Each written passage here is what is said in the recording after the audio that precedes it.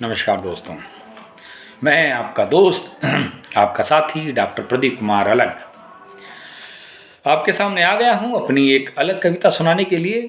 लिखी थी मैंने 31 दिसंबर सन 2023 में। यह मेरी 535 नंबर की कविता थी और कविता को मैंने शीर्षक दिया था रहती है। तो क्या रहती है, कौन रहती है, चलिए मैं कविता के द्वारा आपको सूचना देता हूं कि जीवन की ज़रूरतें तरसाती ही रहती हैं।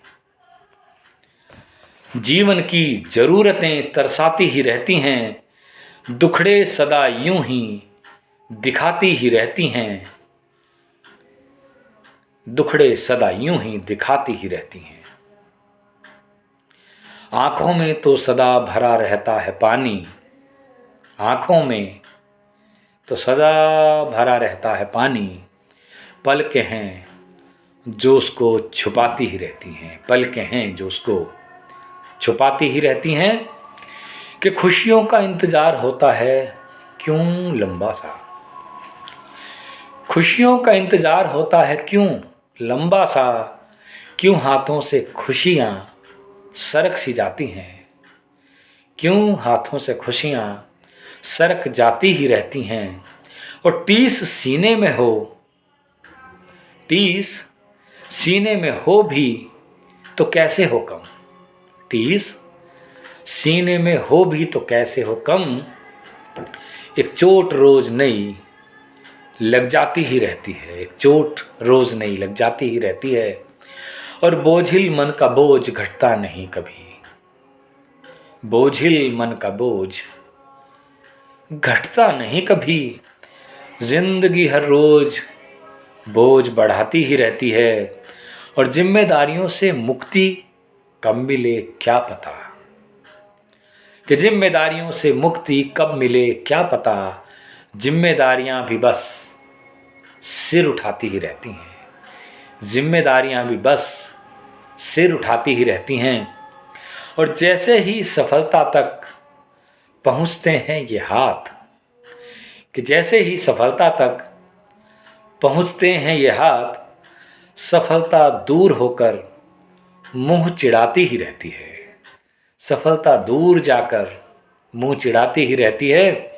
और किसको सुनाऊं किसको दिखाऊं दर्द दिल का मैं, कि किसको सुनाऊं किसको दिखाऊं दर्द दिल का मैं, जिंदगी उल्टा पुल्टा सब दिखाती ही रहती है, जिंदगी सब उल्टा पुल्टा सब दिखाती ही रहती है।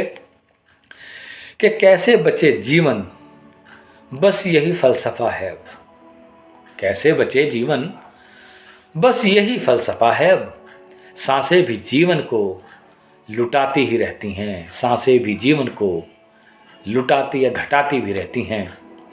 और पेट मांगता है भूख मिटाने के लिए रोटी, पेट मांगता है भूख मिटाने के लिए रोटी, और रोटी से बड़ा कद भूख बढ़ाती ही रहती है, रोटी से बड़ा कद भूख बढ़ाती ही रहती है।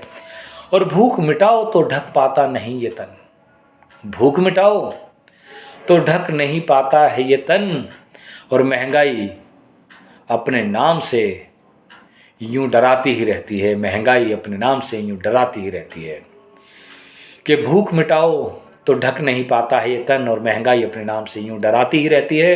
अंतिम दो पंक्तियां, अंतिम शेर, प्रदीप जाल से निकलना चाहता है अलग, प्रदीप इस जाल से निकलना चाहता है अलग, जिंदगी रोज नई बिसात बिछाती ही रहती है, जिंदगी रोज नई बिसात बिछाती ही रहती है। चलिए दोस्तों, इस कविता को यहीं समाप्त करते हैं।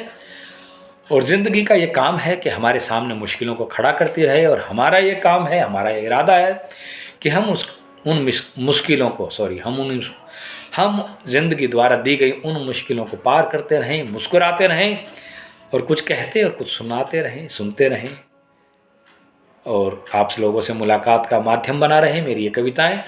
इसी विचार के साथ आप लोगों का धन्यवाद, और मेरा ये विश्वास आप ज़रूर कीजिए कि मेरी सभी कविताएं मेरी मूल कविताएं हैं, मौलिक हैं, किसी की चुराई हुई बिल्कुल भी नहीं है।